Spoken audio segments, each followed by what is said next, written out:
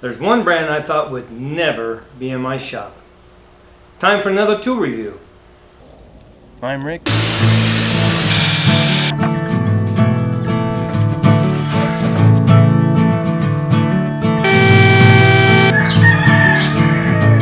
Shut the heck up, you stinking boosters.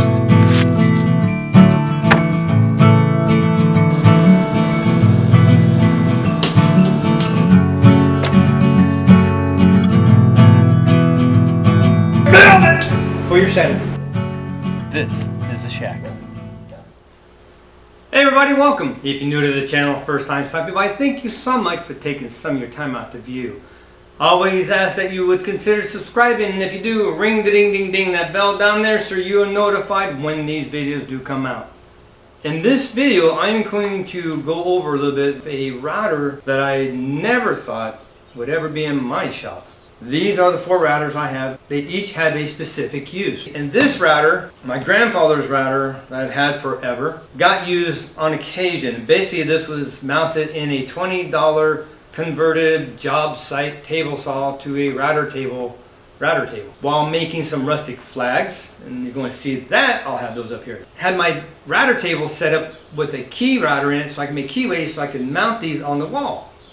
My very last cut on one flag, and it, stopped suddenly. I'm like, whoa, what happened? If you want to see what I did and what I found out about this one, another link, check up there.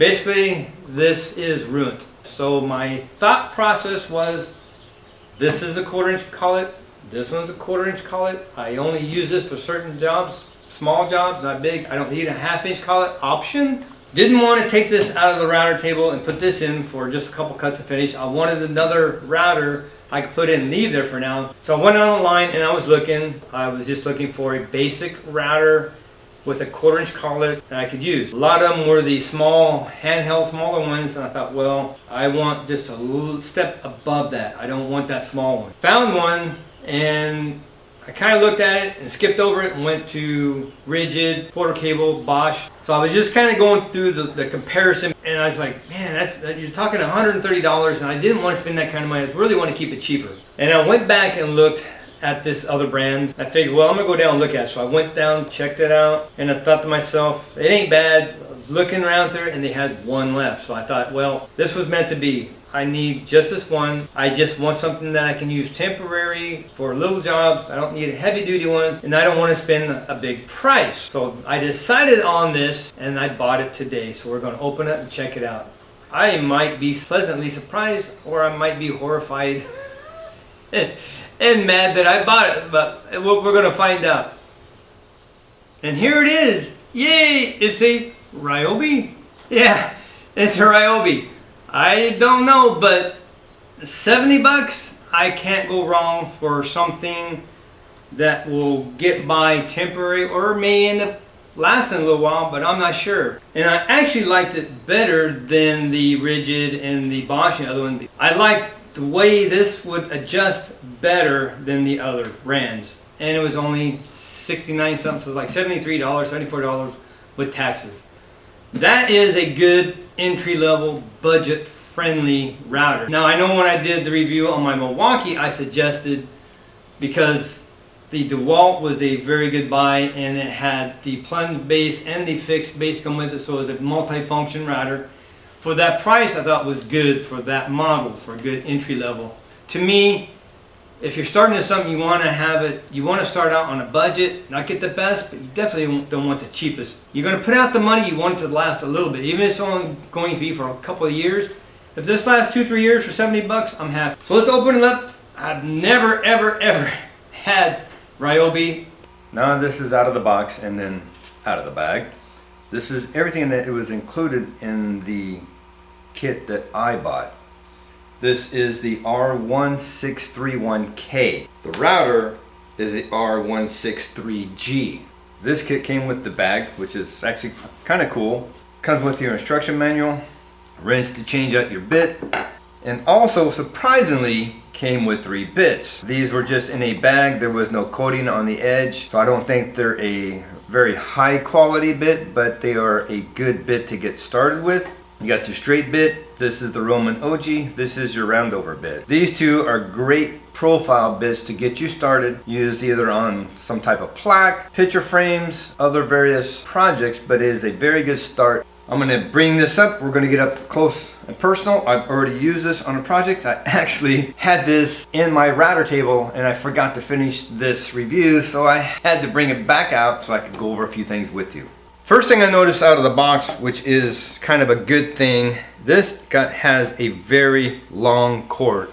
Now I'm probably going to take some slack for this, but I have a reason for saying this.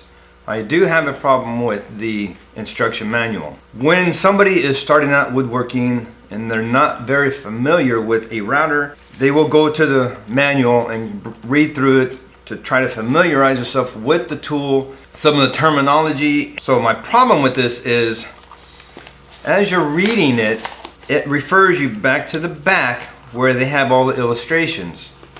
So if you're reading, you have to stop, and it says, like, if you go to this page, look at figure 3, and then you can find the part numbers talking about. So you have to read, stop, flip to the back, look for it, find it, say, okay, that's what they're talking about. They'll go back and read more.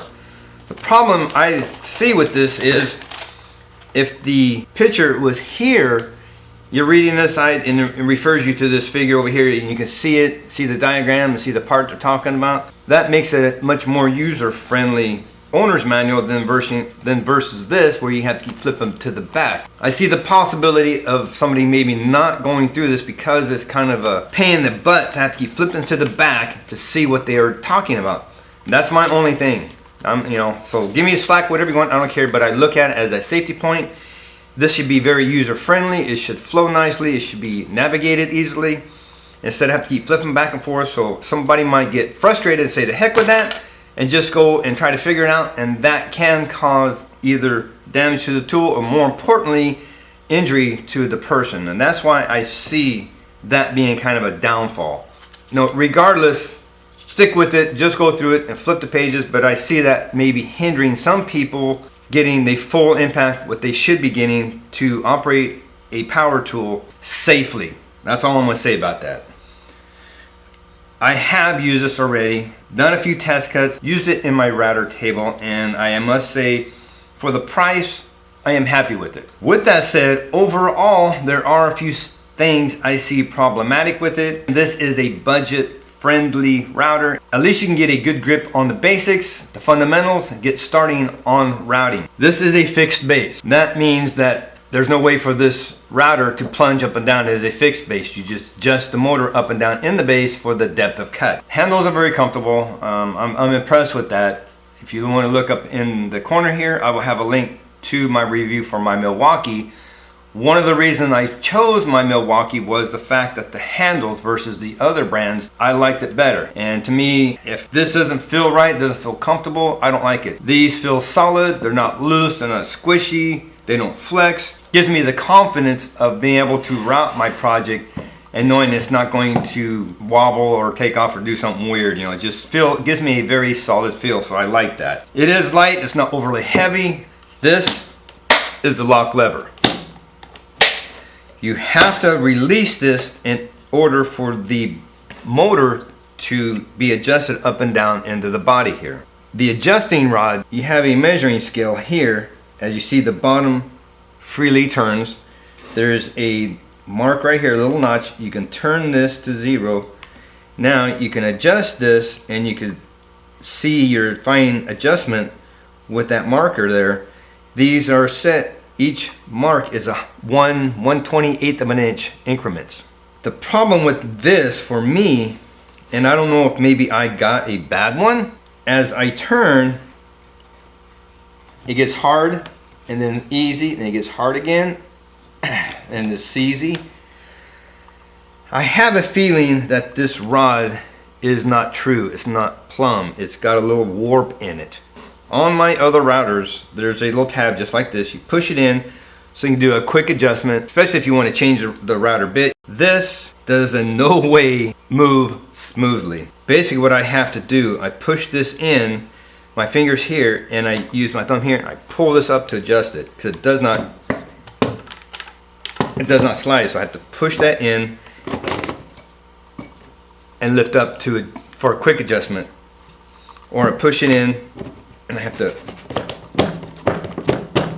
push down. It just doesn't slide in this in any way smoothly. So that's why I said this is a major star buster. I don't like that. The other issue I had with this is just trying to extract the motor out of the body here. Not very easy at all. This little lever here, your adjustment lever, you pull this out. See that? That releases that little tab, snaps into the body. That does come out pretty easy, but you have to be upside down. Pull this tab out and you lift up. So that part, see, it does slide pretty good, but it's not going all the way out. Problem is this right here. This is your spindle lock lever. You push that in to lock the spindle so you can insert and extract your router bits. So you have to spin the spindle around till that clicks in. Right there, see. Now, see how it goes all the way in? Once that's all the way in, this tab slides past the body here. So when you're moving it up, you push that in, it will allow the motor to come out of the body. Right there, pull that, and see that's what releases the motor from this. Now that the motor's out, you get a good look at it. Very budget-minded, plastic. My other routers, this is a metal body housing. But overall, it's not a bad motor. So the way I put the motor back into the base, arrow to arrow, I set it like this. See, it's sitting on the edge out here. I set it on edge, kind of balance it. I kind of rotate this, putting the tab into the slot right there. And when I do that, I said there, I kind of rotate this in, and when I do, you see how it kind of pushes that tab in. I just rotate it in and it slides right in. Now we'll only go so far because it's hitting this right here. You have to lift this out. This slides down. Now once it gets past this point, you'll see your spindle lock pops out. And then here, when it gets down to that point, that locks in. So it's all locked in and ready to go. Do your adjustment, lock it, and you're ready. After you do it a few times, it does get much easier. The fact that it just doesn't slide easy, that's why, to me, again, it is a star buster. I had to take a full star away for this because this is a major part of the router. For the functionality and for just being fluid, how smoothly it works. On the bottom here, you have this little plastic piece. It's got little tabs on both sides. You squeeze that, pops out. This is your little deflector shield. While you are routing, because you're holding it this way, so this shield is facing you.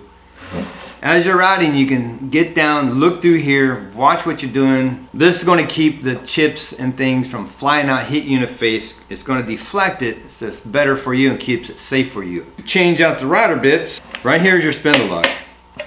You spin the lever around, turn your spindle around, and that will find the slotted edge here where you can lock it in.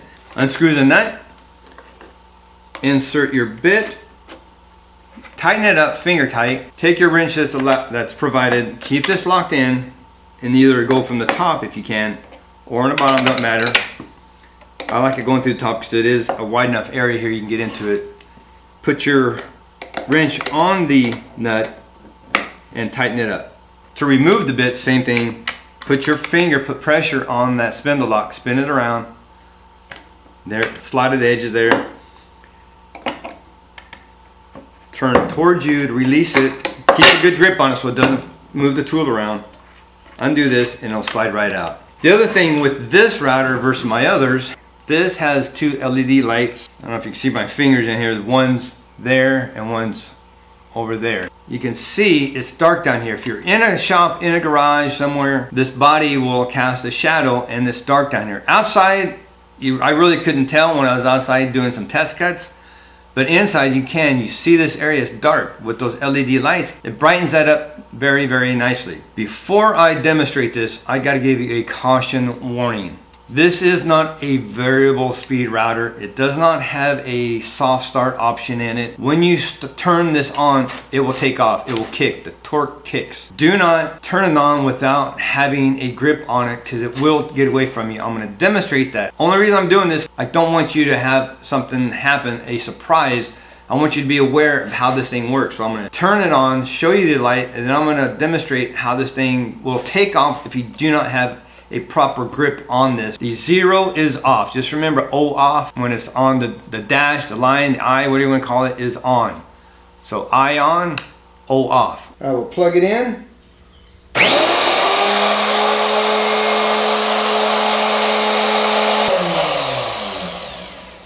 Makes a big difference when you're working on a project. The light comes on. And I'm going to show you how this thing has the torque. It takes off without the soft start. So be cautious, make sure you have a handle on it so this does not take off on you. I'm going to go outside, we're going to put the Roman OG bit in. I'm just going to run it down the edge of a scrap piece of wood just to get a feel for this, and we'll finish this review. I'm going to use the Roman OG real quick. Put this in. I'm going to do it 2 passes. I'm going to do about half the bit. Set it right there, then I'll go down a little bit further. Eyes and ears, it's locked in, that's set. So I'm just going to run this by here, check it out, we'll lower it, do another pass. I just want to get a feel for this.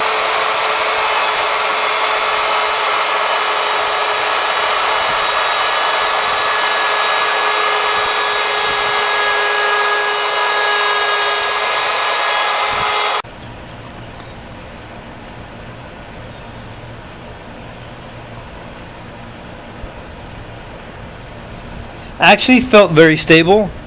It didn't feel like it was going to tip. I'm going to lower this down a little bit and do another pass.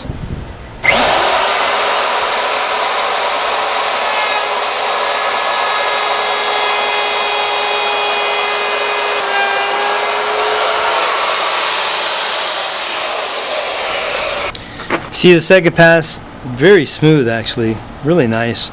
And you see, that's why you have to take a little bit off at a time. You see it burn a little bit because it's taking too much at once. Do it in 2 passes, you get a much smoother cut. Very nice. I think I'm actually impressed.